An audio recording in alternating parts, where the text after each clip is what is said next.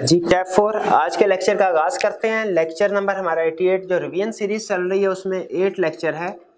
आज के लेक्चर में हम जो चैप्टर रिवाइज करने जा रहे हैं वो है हमारा बुक के लिहाज से चैप्टर 12 मनी लॉन्ड्रिंग, और जो आई कैप की बुक के मुताबिक शायद चैप्टर नंबर 16 है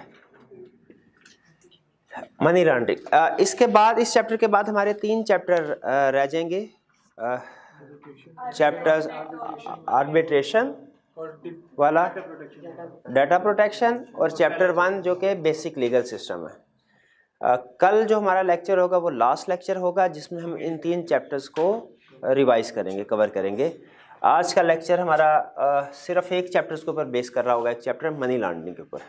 ठीक है, ड्यूरेशन कंपैरेटिवली आज के लेक्चर की शॉर्ट होगी और कल का लेक्चर थोड़ा ज़्यादा ड्यूरेशन का होगा।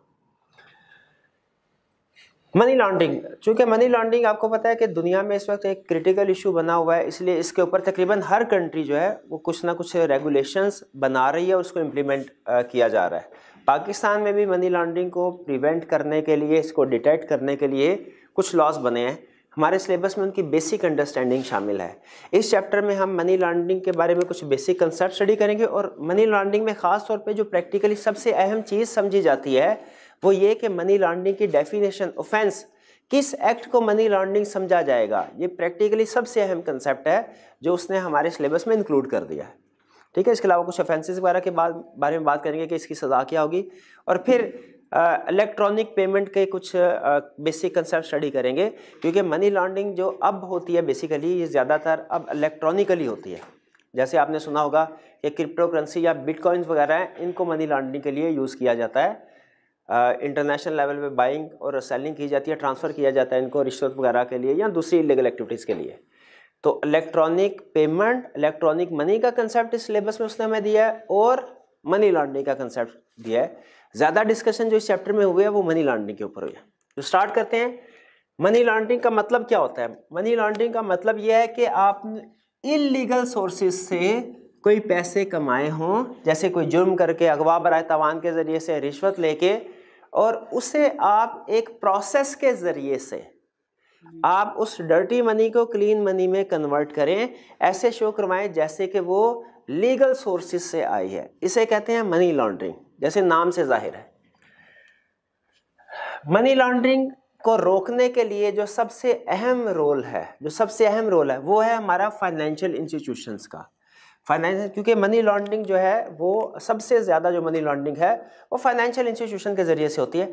नो डाउट कुछ और तरीक़ों से भी हो सकती है, जैसे आपने अक्सर अखबार वगैरह में भी, न्यूज़पेपर वगैरह में देखा होगा कि बाज़ औक़ात कुछ लोगों को फॉरेन करेंसी जो है दे के वो बाहर के मुल्कों में भेजा जाता है। ये भी मनी लॉन्ड्रिंग का एक तरीक़ाकार है। वो कुछ आप न्यूज़पेपर में भी पढ़ते हो कि कुछ मॉडल्स वगैरह होते हैं, हाँ जी, उनको पैसे दे के तो पाकिस्तान से बाहर पैसे ट्रांसफ़र करवाने के लिए उनके ज़रिए से पैसे ट्रांसफ़र करवाए जाते हैं, वो भी मनी लॉन्ड्रिंग का तरीकाकार है। लेकिन जो सबसे ज़्यादा मनी लॉन्ड्रिंग होती है वो फाइनेंशियल इंस्टीट्यूशंस के थ्रू की जाती है, और अनफॉर्चुनेटली बहुत से फाइनेंशियल इंस्टीट्यूशन यानी बैंक्स के टॉप लेवल के लोग, ऑफिसर्स भी इस मनी लॉन्ड्रिंग में शामिल है। यानी अगर किसी भी बैंक में किसी कस्टमर का फेक अकाउंट खुलता है तो ये जहन में रखिएगा उस बैंक के स्टाफ की इन्वॉल्वमेंट के बगैर फेक अकाउंट नहीं खुल सकता। अगर किसी ऐसा पर्सन जिसकी इनकम लो है, 20, 25, 30 हज़ार, 50 हज़ार उसकी मंथली इनकम है, उसके अकाउंट में अगर लाखों करोड़ों की ट्रांजैक्शन हो रही है तो ये इम्पॉसिबल है कि उस बैंकिंग स्टाफ के नॉलेज में आए बगैर ये ट्रांजैक्शन हो। तो जो ज़्यादातर मनी लॉन्ड्रिंग हो रही है वो चूँकि फाइनेंशियल इंस्टीट्यूशंस के थ्रू हो रही है, इसीलिए उसने सबसे पहले हमें फाइनेंशियल इंस्टीट्यूशन की डेफिनेशन बताई और उसकी रिस्पॉन्सिबिलिटी बताई। फाइनेंशियल इंस्टीट्यूशन की रिस्पॉन्सिबिलिटीज़ क्या हैं? 2। एक, उनके जितने भी कस्टमर्स हैं उन्होंने उनकी ट्रांजैक्शन को मॉनिटर करना है। यानी अगर मेरा अकाउंट जिस बैंक में है उस बैंक के ऊपर जिम्मेदारी है कि मेरे अकाउंट में जो भी ट्रांजैक्शंस हो रही है उसको मॉनिटर करे। बैंक हर ट्रांजैक्शन को मॉनिटर करता है, और जो अनयूजुअल ट्रांजैक्शन या लार्ज ट्रांजैक्शन, जैसे मैं अगर सैलरीड पर्सन हूँ, मेरे अकाउंट में 10, 15, 20 हज़ार तक की ट्रांजैक्शन मंथली बेसिस पे होती रहती हैं, और अगर किसी दिन फॉर एग्जांपल मिलियंस की ट्रांजैक्शन होती हैं तो बैंक ने इस ट्रांजैक्शन को जो मॉनिटर कर रहा है अब इसको रिपोर्ट करना होता है रेगुलेटरी अथॉरिटीज़ को। फिर वो रेगुलेटरी अथॉरिटीज़ जो हैं वो डिसाइड, जैसे नैब को रिपोर्ट कर देगा, वो रेगुलेटरी अथॉरिटी डिसाइड करेंगी कि अब इसके ऊपर मजीद इन्वेस्टिगेशन की ज़रूरत है कि नहीं है। वो फिर मेरे से एविडेंस मांगेंगे, जी आपके पास इतने पैसे कहाँ से आए। अगर मैं एविडेंस दे पाया तो केस ख़त्म हो जाएगा, नहीं दे पाया तो फिर आगे मेरे खिलाफ फर्दर इन्वेस्टिगेशन स्टार्ट होगी। तो फाइनेंशियल इंस्टीट्यूशन सबसे ज़्यादा रिस्पॉन्सिबिलिटी इस मनी लॉन्ड्रिंग एक्ट में किसके ऊपर है? फाइनेंशियल इंस्टीट्यूशंस के ऊपर। क्या दो रिस्पॉन्सिबिलिटीज है? कस्टमर के जितने भी कस्टमर्स हैं उनकी ट्रांजैक्शन को मॉनिटर करना, और फिर अगर अनलीगल ट्रांजैक्शन आ जाए उसे रिपोर्ट करना है किसको? रेगुलेटरी अथॉरिटीज़ को। अच्छा, अब यहाँ पे हमारे लिए ये चीज़ अहम है कि फाइनेंशियल इंस्टीट्यूशन है कौन। ये तो हमें पता चल गया इसकी जिम्मेदारी क्या है, ये है कौन इसकी, क्योंकि जो ऑर्गेनाइजेशन भी फाइनेंशियल इंस्टीट्यूशन की डेफिनेशन में आएगी उसके ऊपर ये रिस्पॉन्सिबिलिटीज हैं, और अगर वो ये काम नहीं करती तो जाहिर है वायलेशन ऑफ लॉ में इन्वॉल्व होगी। फाइनेंशियल इंस्टीट्यूशन में एक चीज़ ध्यान में रखिएगा, ये जो कंसेप्चुअल, एक तो लिस्ट दी है ना उसने, और लिस्ट आपको पता है आपने याद करने हैं, ठीक है। ये जो हमारे 3 चैप्टर उसने इस दफ़ा ऐड किए हैं हमारे सिलेबस से, इसमें ज़्यादा कंसेप्ट की तादाद कम है, लेकिन जो याद करने वाला मटेरियल है वो इसमें ज़्यादा है। लेकिन बहरहाल फिर भी जहाँ कहीं हत्तुल इम्कान जितना भी कंसेप्ट की डिस्कशन की ज़रूरी हुई मैं आपके साथ शेयर करता रहूँगा। इसमें जो कंसेप्ट है वो ये कि फाइनेंशियल इंस्टीट्यूशन बैंक नहीं है, यानी सिर्फ बैंक नहीं है। Financial institution is not equal to bank, यानी ये टर्म बैंक से बड़ी है। इसमें बैंकिंग के अलावा, बैंकिंग सेक्टर के अलावा और बहुत सी ऑर्गेनाइजेशन भी इंक्लूड होती हैं, ठीक है। जैसे फर्ज कीजिए ये जो इसमें हर वो, इन शॉर्ट अगर मैं कंसेप्चुअली आपके साथ डिस्कस करूं, फाइनेंशियल इंस्टीट्यूशन में हर वो इंस्टीट्यूशन शामिल है जिसकी मेजर एक्टिविटी फाइनेंस में डील करना है, जिसकी मेजर एक्टिविटी फाइनेंस में डील करना है। इसमें बैंक तो शामिल है ही, इंश्योरेंस कंपनीज भी शामिल है। आप देखें इंश्योरेंस कंपनी कोई मैन्युफैक्चर तो नहीं कर रही, वो कोई ट्रेडिंग भी नहीं कर रही, ठीक है। वो सिर्फ आपसे प्रीमियम मंथली बेसिस के ऊपर या एनुअली प्रीमियम वसूल करते हैं, और उसके बाद जो भी टर्म्स एंड कंडीशन है, कोई हादसा हो जाने की सूरत में या वो जो भी आपने उनसे प्रीमियम लिया उनकी एक्सपायरी आने की सूरत में आपको पेमेंट कर देते हैं। लीजिंग कंपनी भी इसी तरह करती हैं, इंश्योरेंस कंपनी है, लीजिंग कंपनी है, बैंक्स तो है फाइनेंशियल की डेफिनेशन में है ही। हम ये जो जैज़ कैश वगैरह के जरिए से कैश ट्रांसफ़र करते हैं, वसूल करते हैं, ये भी फाइनेंशियल इंस्टीट्यूशन की डेफिनेशन में आता है। जो मनी चेंजर्स हैं हमारे, ठीक है, वेस्टर्न यूनियन वगैरह, ये भी फाइनेंशियल इंस्टीट्यूशन की डेफिनेशन में। तो उसने एक लंबी चौड़ी लिस्ट बनाई है, और उसकी पूरी कोशिश थी लिस्ट बनाते हुए कि कोई ऐसी ऑर्गेनाइजेशन रह ना जाए जो कि पैसों में डील करती हो और इस लिस्ट में इंक्लूड ना हो।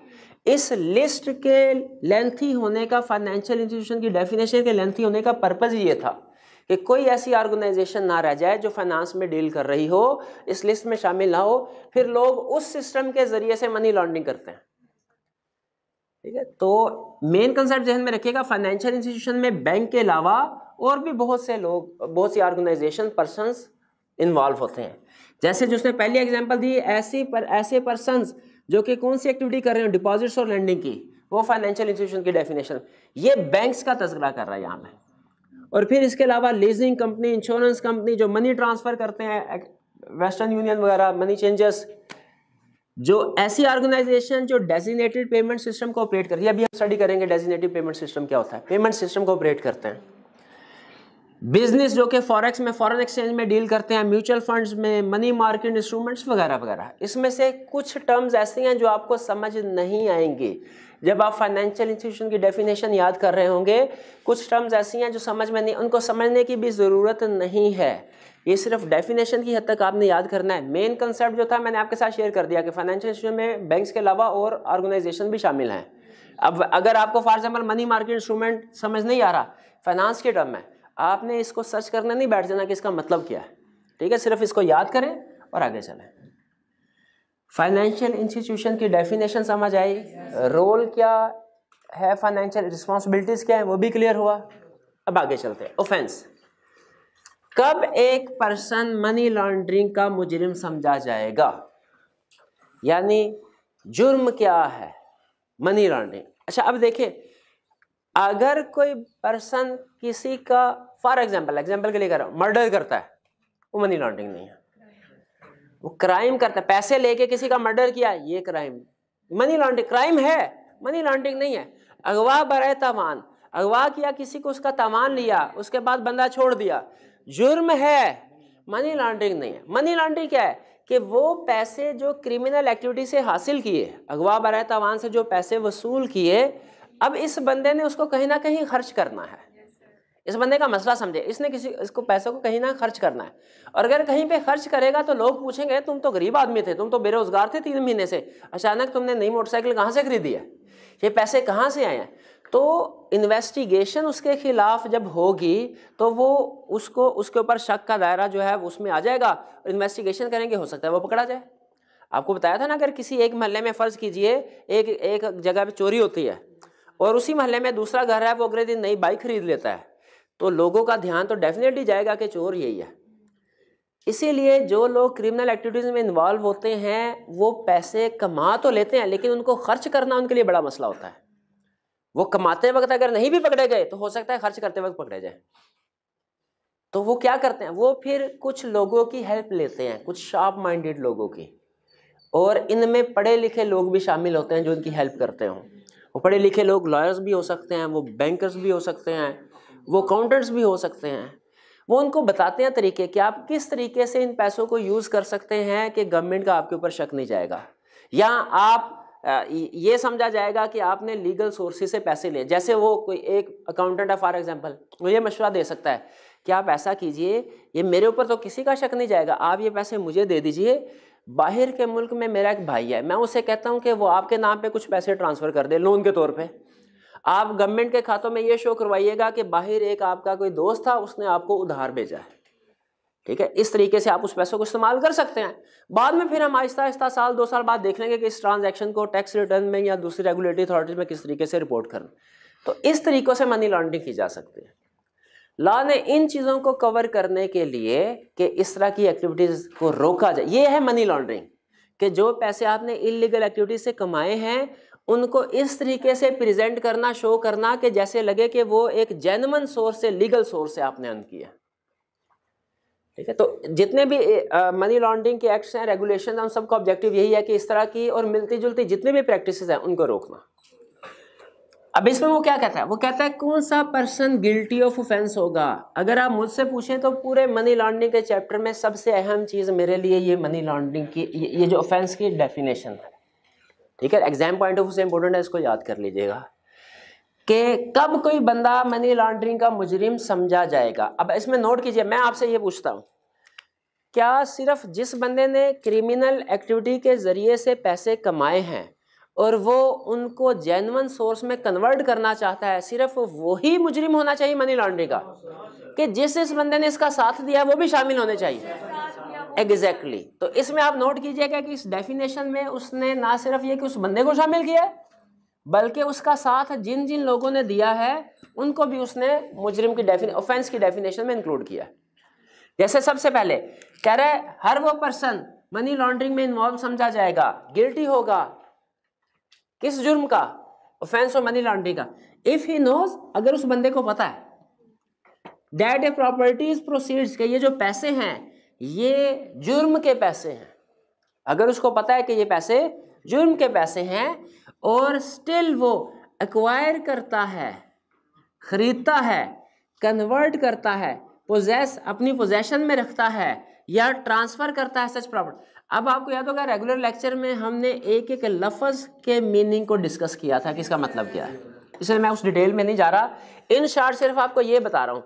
फर्ज कीजिए कि अगर कोई, सिर्फ समझाने के लिए एग्जांपल दे रहा हूँ, अगर कोई पॉलिटिशियन की रिश्वत लेता है किसी से और फिर उस रिश्वत के पैसों को इस्तेमाल करता है या वो ये शो करवाता है कि जैसे ये जेन्युइन सोर्स से आए हों, जैसे फॉर एग्जांपल कि उसे किसी ने तोहफा दी हो और इन पैसों को अपनी कस्टडी में रखता है, क्या वो मनी लॉन्ड्रिंग का ऑफेंस कर रहा है? ये पहली एग्जांपल उसके लिए कि अगर कोई पर्सन इलीगल मनी को होल्ड करता है, उससे कोई दूसरी प्रॉपर्टी एक्वायर करता है, ठीक है, कन्वर्ट करता है उस प्रॉपर्टी को, अपनी पोजेशन में रखता है, तो वो ऑफेंस ऑफ मनी लॉन्ड्रिंग में इन्वॉल्व है।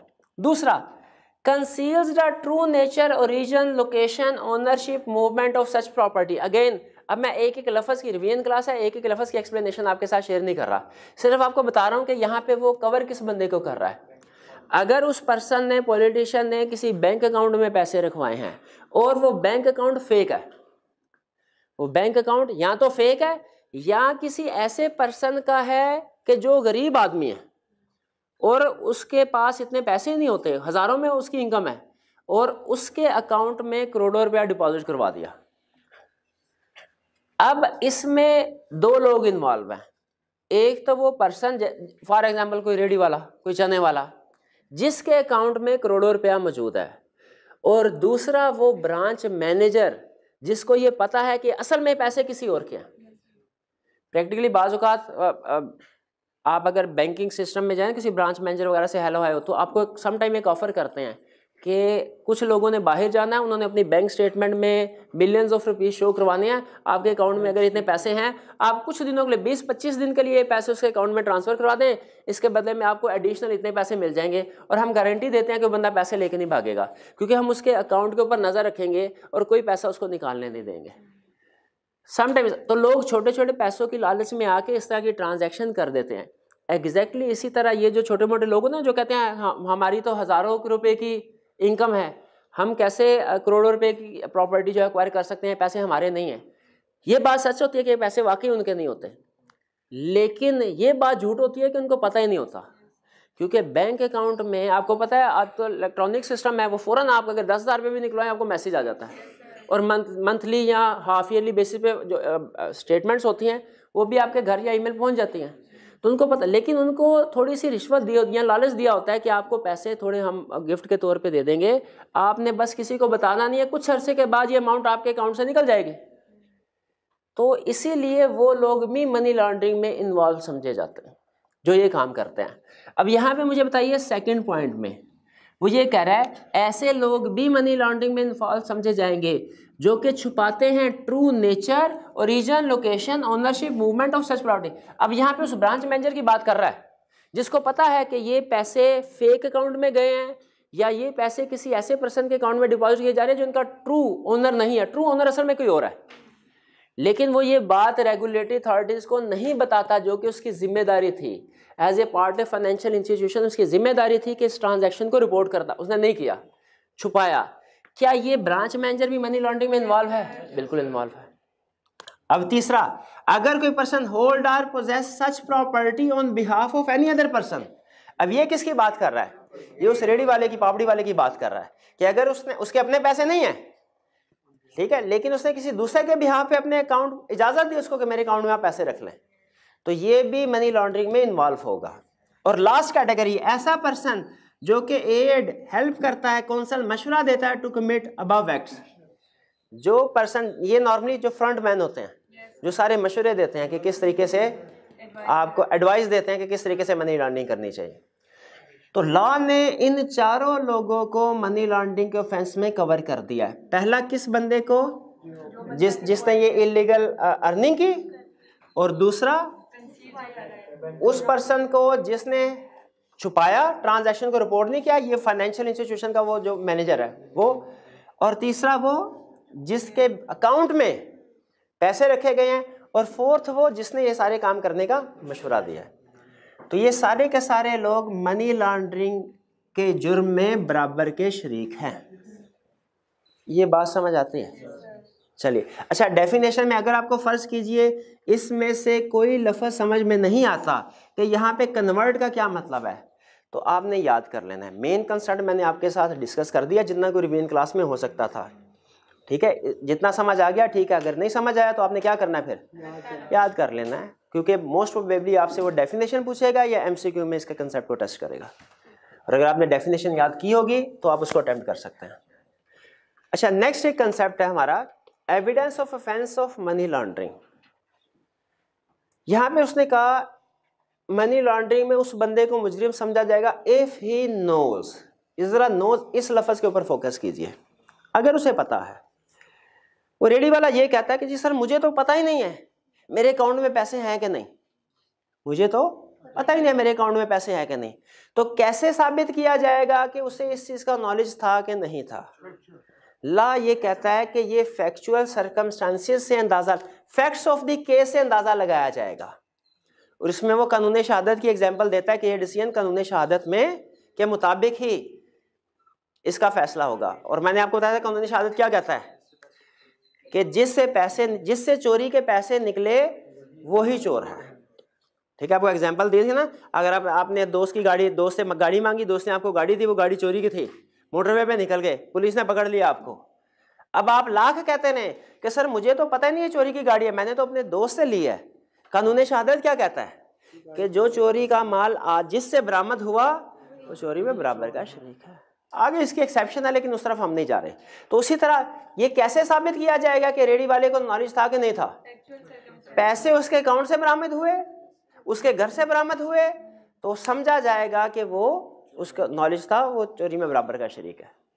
यह है एविडेंस का असूल। यानी मनी लॉन्ड्रिंग में आपने जब प्रूफ करना है कि पर्सन मनी लॉन्ड्रिंग में इन्वॉल्व है कि नहीं है, उसका असूल क्या है कि देखा जो नॉलेज है उसे पता था कि नहीं, ये हालात का जायजा लेके नतीजा निकाला जाएगा। ये क्लियर? आगे चलते हैं। मनी लॉन्ड्रिंग का अगर साबित हो गया क्या जुर्म, पहले हमने इंट्रोडक्शन पढ़ा, फिर हमने यहाँ पे पढ़ा कि कैसे साबित होगा किसी बंदे ने जुर्म किया कि नहीं मनी लॉन्ड्रिंग का। उसमें हमने 4 पॉइंट कवर किए, चारों पॉइंट्स। अब इनमें से किसी एक पॉइंट में भी कोई पर्सन फॉल करता है, क्या वो मनी लॉन्ड्रिंग का मुजरिम बन गया? बन गया। अब उसकी सजा क्या होगी? अब इसमें मुझे बताइए, मनी लॉन्ड्रिंग में क्या सिर्फ नेचुरल पर्सन इन्वॉल्व होंगे कि कोई फाइनेंशियल इंस्टीट्यूशन भी इन्वॉल्व हो सकता है? फाइनेंशियल यानी कंपनी, यानी लीगल पर्सन, वो भी इन्वॉल्व हो सकता है। इसीलिए लॉ ने जब सजा बताई, पेनल्टी क्या होगी, तो उसने इंडिविजुअल्स की भी पेनल्टी बताई कि अगर इंडिविजुअल इन्वॉल्व है उसके लिए क्या पेनल्टी है, और अगर कोई लीगल पर्सन से क्या मुराद है? कंपनी, यानी वो फाइनेंशियल इंस्टीट्यूशन जो इन्वॉल्व है, उनके लिए क्या सजा होगी। इंडिविजुअल्स के लिए क्या सजा है? इम्प्रिजनमेंट कम से कम 1 साल और ज्यादा से ज्यादा 10 साल की, जो मनी लॉन्ड्रिंग में इन्वॉल्व होगा। फाइन जो कि अप टू 25 मिलियन हो सकता है। और फॉरफिचर ऑफ प्रॉपर्टी, यानी जो प्रॉपर्टी मनी लॉन्ड्रिंग से इस बंदे ने कमाई है वो जब्त कर ली जाएगी। यानी अगर कोई मनी लॉन्ड्रिंग करता है और साबित हो जाता है कि उसने मनी लॉन्ड्रिंग की है, तो वो जितना भी करोड़ों रुपया था ये किसके पास जाएगा? ये मनी लॉन्ड्रर के पास नहीं जाएगा, वो तो जेल में बैठा हुआ है, ये गवर्नमेंट के खातों में जाएगा। ठीक है, ये आप अक्सर जो टीवी वगैरह पे सुनते होंगे ना, हम अरबों रुपया लूटी हुई जायदाद वापस लेके आएंगे, तो उसके पीछे बेसिकली ये कंसेप्ट होता है कि अगर साबित कर दिया, वो तो साबित कर दिया, फिर है ना, इल्जाम लगाने पे क्या है, कोई भी किसी पे भी लगा सकता है। अगर साबित किया मनी लॉन्ड्रिंग है, उसके बाद प्रॉपर्टी को फॉरफिट किया जा सकता है, गवर्नमेंट उसको जब्त कर सकती है। ये 3 सजाएं क्लियर हो गई। किसको मिलेंगी? इंडिविजुअल को। अच्छा मुझे ये बताइए, अगर मैं आपसे पूछूं कि इनमें से कौन सी है जो कि लीगल पर्सन को कभी भी नहीं दी जा सकती? इम्प्रिजनमेंट। ठीक है, इसीलिए आप जहां देखें, जब उसने लीगल पर्सन के बारे में कहा कि इसको क्या पेनल्टी होगी, तो उसमें उसने इम्प्रिजनमेंट का जिक्र नहीं किया, क्योंकि कंपनी को जेल थोड़ी हो सकती है। लेकिन उसके बदले में उसने जो फाइन है उसकी अमाउंट को बढ़ा दिया। यहाँ पे फाइन अप टू 100 मिलियन है, 25 मिलियन नहीं है। तो नेचुरल पर्सन या इंडिविजुअल्स के केस में मनी लॉन्ड्रिंग में फाइन की अमाउंट क्या है? अप टू 25 मिलियन, और लीगल पर्सन के केस में 100 मिलियन। अब इसका मतलब यह है कि अगर किसी बैंक का मैनेजर मनी लॉन्ड्रिंग में इन्वॉल्व है, तो जरा गैस कीजिए, सजा सिर्फ बैंक मैनेजर को मिलेगी या उस बैंक को भी मिलेगी? बैंक को भी मिलेगी, क्योंकि मैंने शायद आपको किसी लेक्चर में बताया था कि एम्प्लॉय के जो भी एक्ट्स होते हैं, एम्प्लॉयर उसका जिम्मेदार है। बैंक की जो टॉप लेवल मैनेजमेंट है, उसकी जिम्मेदारी थी कि ऐसा सिस्टम इम्प्लीमेंट करते कि ब्रांच मैनेजर की भी सुपरविजन होते। ठीक है, सिस्टम में तो ट्रांजैक्शन आ गई है ना, और ब्रांच मैनेजर ने जब अपनी समरी वो हर महीने हेड ऑफिस को रिपोर्ट करते हैं, जब हेड ऑफिस को रिपोर्ट की होगी तो हेड ऑफिस में किसी बंदे बैठे को ये चेक नहीं करना चाहिए था कि पिछले महीने ब्रांच के टोटल डिपॉजिट्स थे जो थे वो फॉर एग्जांपल 50 मिलियन थे और अब 275 मिलियन हो गए, तो इतना बड़ा इंक्रीज कैसे आया, कहाँ से आया?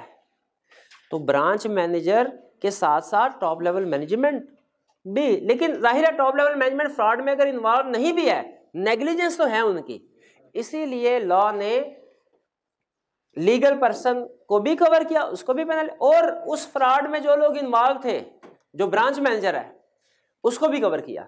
अब ब्रांच मैनेजर की लायबिलिटी क्या होगी, उसको पेनल्टी क्या इंपोज की जाएगी? वही जो इंडिविजुअल्स की है। और इंडिविजुअल के लिए क्या, जरा फिर से बता दीजिए, फाइन कितना? Up to 25 million. और इम्प्रिजनमेंट कितने, मिनिमम 1 और मैक्सिमम 10 ईयर्स, और प्रॉपर्टी को फॉरफिट कर दिया जाएगा। क्लियर? ये अभी तक हमने क्या सीखा? मेन कंसेप्ट हमने 3 सीखे। एक फाइनेंशियल इंस्टीट्यूशन की डेफिनेशन, फिर इसके बाद ऑफेंस ऑफ मनी लॉन्ड्रिंग, इसमें 4 पॉइंट्स हैं, और फिर उसके बाद पनिशमेंट उनकी। ये तीनों चीजें क्लियर? इसमें सिर्फ जो फाइनेंशियल इंस्टीट्यूशन की डेफिनेशन है उसमें मैंने सिर्फ मेन कंसेप्ट आपको दिया है कि इसमें बैंक के अलावा दूसरी ऑर्गेनाइजेशन में शामिल है, वरना आप बुक में अगर आप देखेंगे तो एक लंबी चौड़ी लिस्ट है। अब चलते हैं नेक्स्ट कंसेप्ट हमारा इलेक्ट्रॉनिक पेमेंट्स का, प्रेडिकेट ऑफेंस। हाँ जी, प्रेडिकेट ऑफेंस का मतलब ये है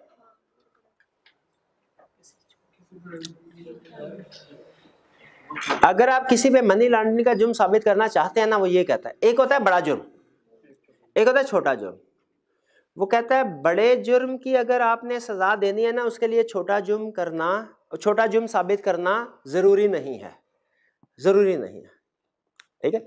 फॉर एग्जाम्पल, एक बंदे के पास इलीगल उसने कहीं से गन एक्वायर की और फिर उसने उससे किसी का मर्डर कर दिया। अब लीगली उसने एक नहीं 2 जुर्म किए। कौन कौन सा? एक उस इलीगल गन रखना अपनी पोजेशन में, ये भी एक जुर्म है। अगर मर्डर ना भी करें ये इन इटसेल्फ जुर्म है, और फिर मर्डर करना ये भी जुर्म है। अगर फर्ज कीजिए ये साबित हो जाता है कि उसने मर्डर किया है, लेकिन ये साबित नहीं होता कि गन जो है इलीगल उसने कहां से हासिल किया और इलीगल तरीके से हासिल किया, बताइए उसको सजा होगी कि नहीं होगी? उसको सजा। जो मेन जुर्म होता है ना, बड़ा जुर्म, इसको साबित करने के लिए छोटे जुर्म को साबित करना जरूरी नहीं। ये छोटा जुर्म जो है यह प्रेडिकेट ऑफेंस। इसी तरह मनी लॉन्ड्रिंग में वो ये कहते हैं, वो जो क्रिमिनल है जिसने अगवा बराए तावान के जरिए से पैसे हासिल किए और फिर मनी लॉन्ड्रिंग के जरिए से उनको इस्तेमाल कर रहा है। अब मनी लॉन्ड्रिंग एक अलग जुर्म है, और जो उसने अगवा बराए तावान वाला काम किया ये एक अलग जुर्म है। अब अगर उसके ऊपर अगवा बराए तावान का जुर्म साबित नहीं, उसमें नहीं पकड़ा जाता, वो उसमें उसने कोई सबूत नहीं छोड़ा।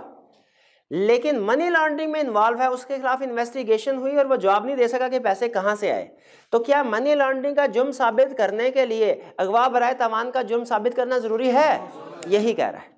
इस केस में मनी लॉन्ड्रिंग हमारा मेन ऑफेंस है और जो अगवा बराए तावान प्रेडिकेट ऑफेंस। वो कहता है प्रेडिकेट ऑफेंस को साबित करना जरूरी नहीं है, अब उसके बगैर भी मनी लॉन्ड्रिंग की सजा उसे दे सकते हैं, क्योंकि दोनों जुर्म को लहदा साबित करना पड़ेगा ना, अगवा बराए तावान के लिए लहदा, मनी लॉन्ड्रिंग के लिए लहदा।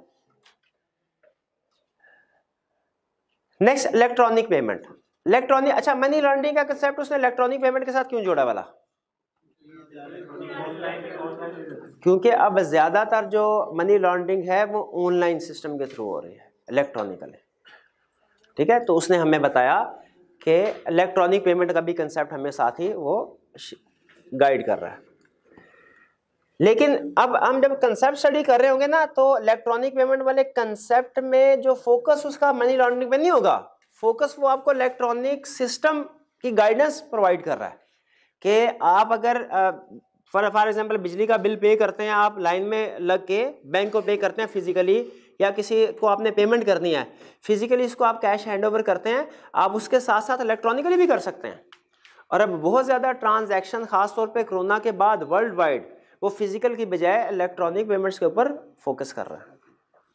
ठीक है, गवर्नमेंट जो है उसका इलेक्ट्रॉनिक पेमेंट्स को प्रमोट करना, इसके 2 बड़े ऑब्जेक्टिव। एक तो ये मैंने आपको मनी लॉन्ड्रिंग वाली बात बताई, दूसरी ये कि जो इलेक्ट्रॉनिक पेमेंट्स होती हैं ना, इनके पीछे कोई ना कोई बैंक ज़रूर मौजूद होगा। ठीक है, इवन अगर आप जैज़ कैश वगैरह इजी पैसा की बात करें ना, इनके भी बैक एंड पे कोई ना कोई बैंक होता है जो इनके साथ फैसिलिटेशन कर रहा होता है। गवर्नमेंट इलेक्ट्रॉनिक पेमेंट को इनकरेज इसलिए कर रही है कि जो पेमेंट आप इलेक्ट्रॉनिक करेंगे ना, वो डॉक्यूमेंटेड होगी और बैंकिंग चैनल में आ जाएगी। ठीक है, जिससे कि वो जो ब्लैक मनी का कंसेप्ट है वो खत्म होता जाएगा। और गवर्नमेंट ये चाहती है कि लोग अपने पैसे जो है वो डिस्क्लोज करें, ताकि एक दफ़ा बैंकिंग चैनल में पैसा आ जाए ना, वो फिर कहीं ना कहीं टैक्स रिटर्न में ज़रूर शो हो रहा होता है। वो आपकी टैक्स रिटर्न में आपने चाहे रिपोर्ट नहीं किया, लेकिन बैंक अपने डिपॉजिट्स को तो रिपोर्ट कर रहा है ना। आप अपनी इनकम को छुपाएंगे, बैंक तो अपने डिपॉजिट लायबिलिटीज को नहीं छुपाएगा, तो वो किसी ना किसी तरीके से डिस्क्लोज हो जाता है। तो गवर्नमेंट ये चाहती है कि जितने भी पैसे अवाम के पास हैं वो बैंकिंग चैनल के थ्रू ट्रांजैक्शन करे, ताकि गवर्नमेंट को पता चले कि टोटल कितना रेवेन्यू और एक्सपेंडिचर है लोगों का। इलेक्ट्रॉनिक पेमेंट में सबसे पहले उसने मैं कंसेप्ट क्या समझाया, designated payment system. Designated payment system क्या है, इसमें पहले पेमेंट सिस्टम को समझते हैं, फिर उसके बाद डेजिग्नेटेड को समझते हैं।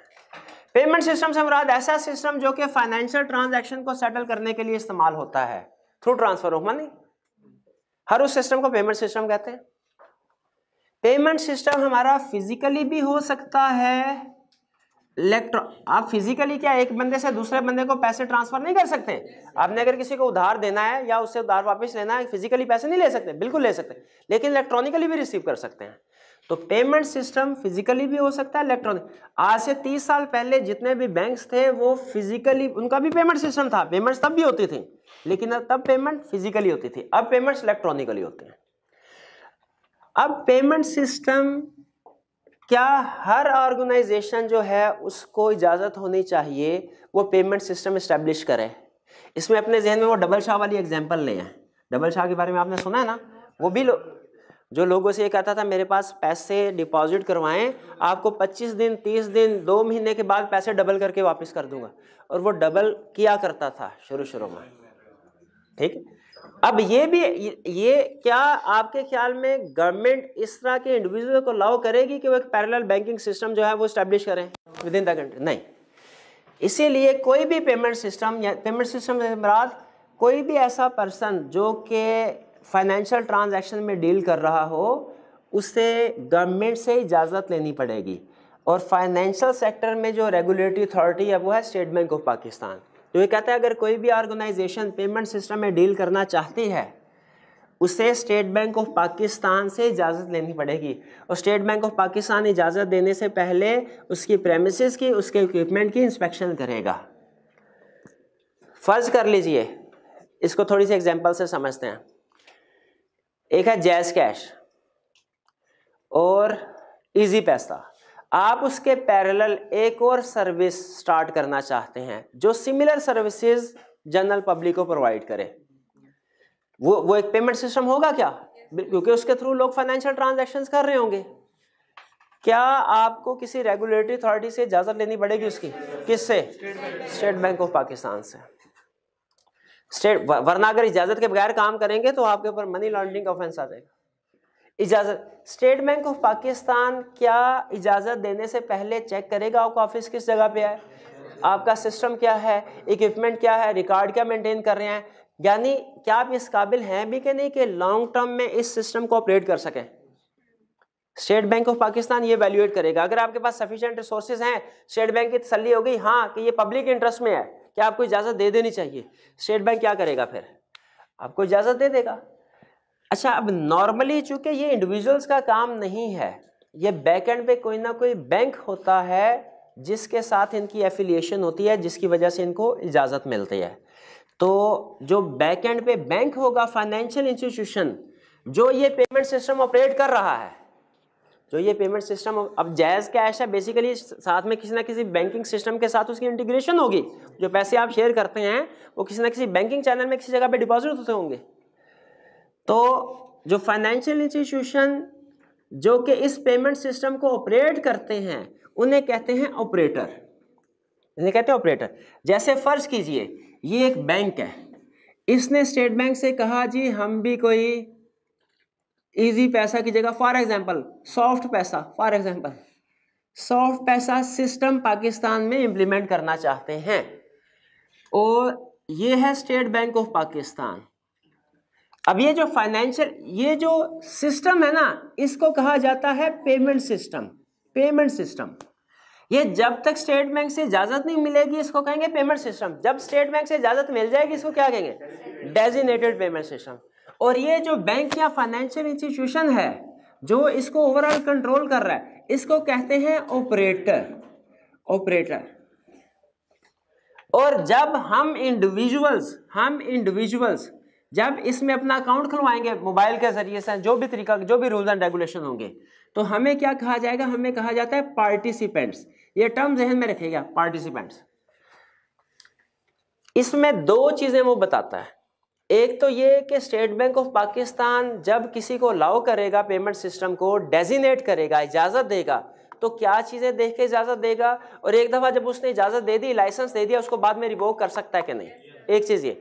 और दूसरी चीज ये, जब कभी कोई पार्टिसिपेंट इस डेजिनेटेड पेमेंट सिस्टम में अपना अकाउंट ओपन करवाता है, तो बेसिकली आपको, आपने शायद अगर कभी जायज कैश वगैरह अकाउंट खुलवाया तो उसमें टर्म्स एंड कंडीशन होती है। तो ये एक एग्रीमेंट होता है पार्टिसिपेंट और ऑपरेटर के दरमियान में। उस एग्रीमेंट की टर्म्स एंड कंडीशंस क्या होनी चाहिए, इसके बारे में लॉ ने हमें कुछ गाइडेंस प्रोवाइड की है।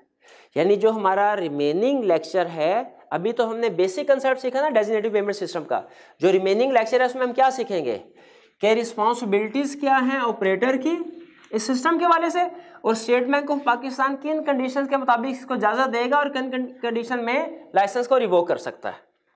अब ये ऑपरेशनल अरेंजमेंट्स हैं जो किसने करनी है, ऑपरेटर ने।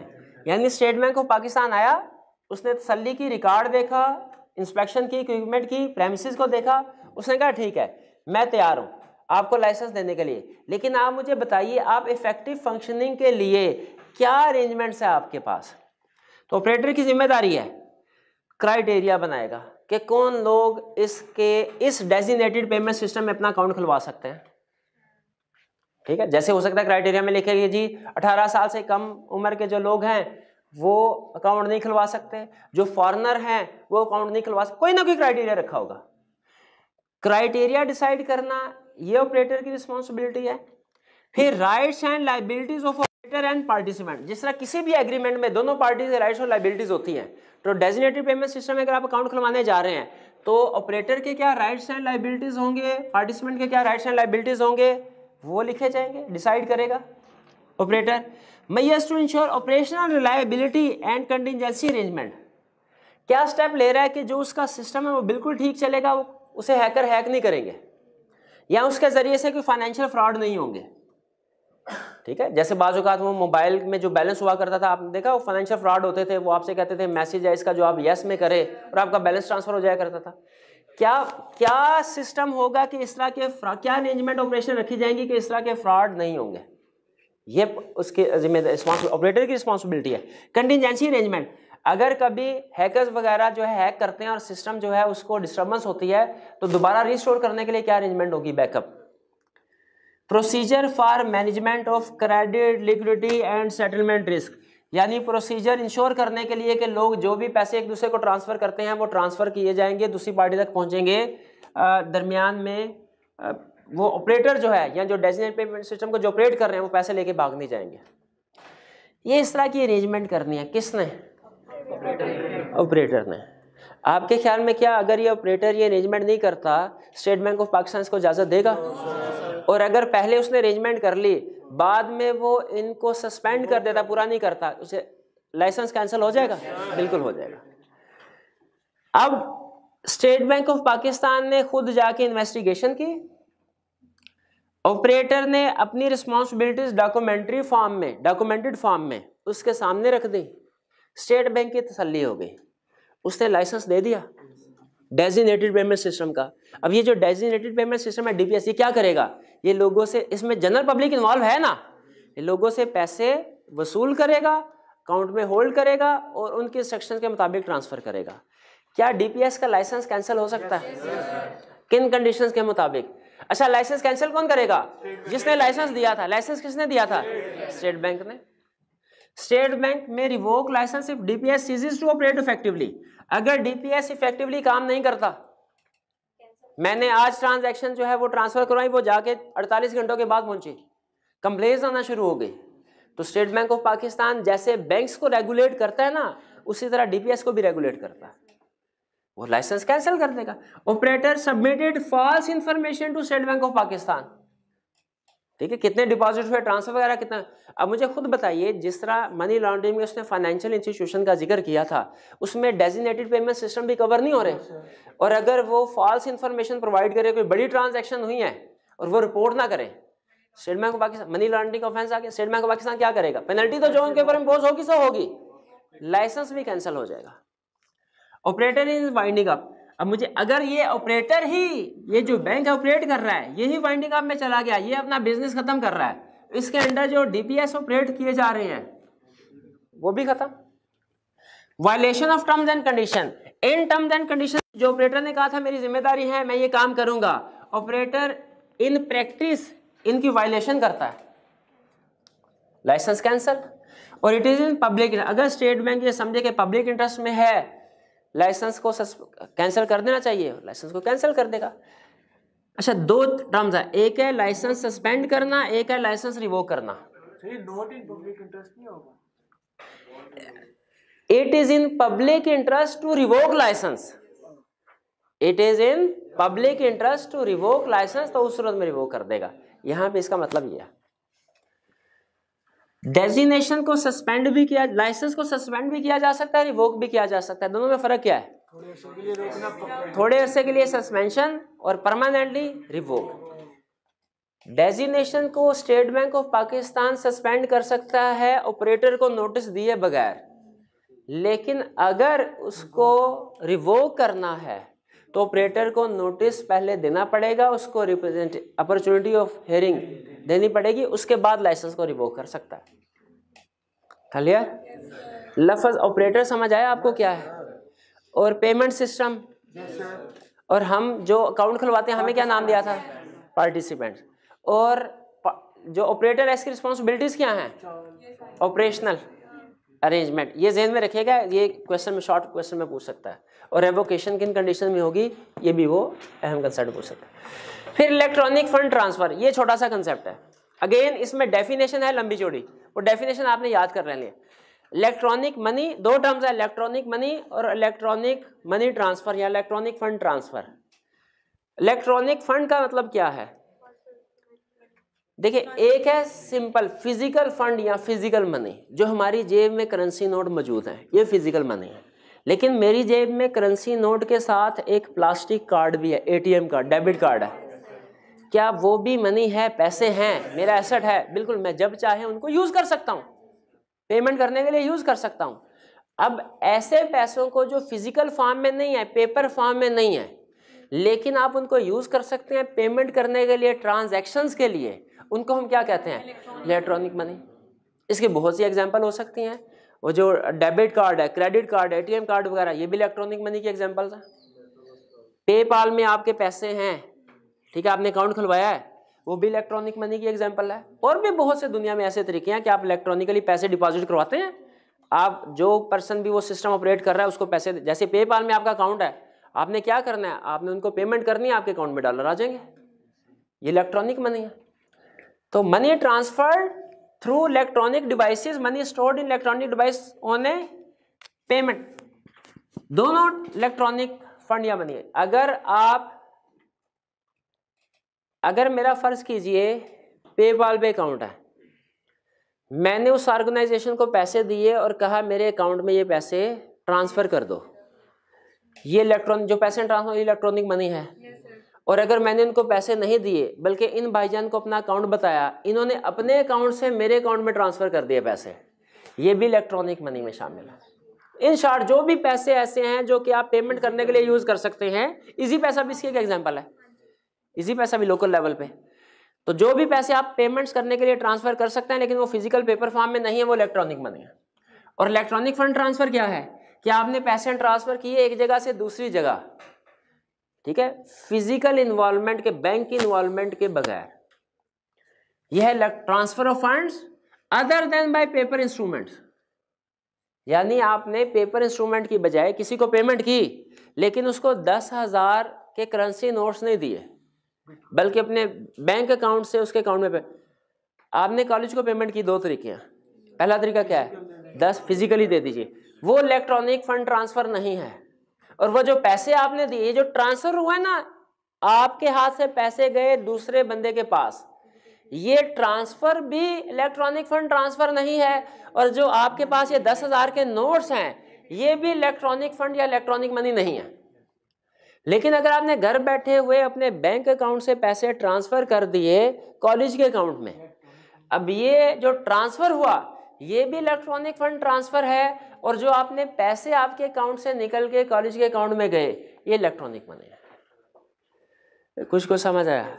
तो आज के लेक्चर में हमने चैप्टर 12 को डिस्कस किया। इसमें दो बड़े कंसेप्ट क्या डिस्कस हुए, एक मनी लॉन्ड्रिंग और दूसरा designated payment system. Money laundering में हमने मेन कंसेप्ट क्या सीखा, फाइनेंशियल इंस्टीट्यूशन की डेफिनेशन, ये आपने ज़हन में रखनी है, और फिर उसके बाद ऑफेंस खास तौर पे कौन कौन सी एक्टिविटीज़ हैं जो कि ऑफेंस ऑफ मनी लॉन्ड्रिंग समझी जाती है, और फिर उसके बाद पेनल्टी क्या होगी। पेनल्टी के केस में हमने दो, लीगल का अलहदा पढ़ा और इंडिविजुअल्स का अलहदा पढ़ा। फिर नेक्स्ट डेजिग्नेटेड पेमेंट सिस्टम, इसमें हमने सबसे अहम चीज़ जो स्टडी की वो थी operational arrangements. Exam point of view से ऑपरेशनल अरेंजमेंट्स क्या है और किन सिचुएशन में state bank of Pakistan DPS का वो कर सकता है। फिर इसके अलावा डेफिनेशन की हद तक इलेक्ट्रॉनिक फंड ट्रांसफर और इलेक्ट्रॉनिक मनी को याद कर लीजिएगा, डेफिनेशन में भी पूछ ले। ये था हमारा आज का लेक्चर। कोई क्वेश्चन? चलिए आज का लेक्चर यहाँ पे ख़त्म करते हैं हम। अल्लाह हाफ़िज़।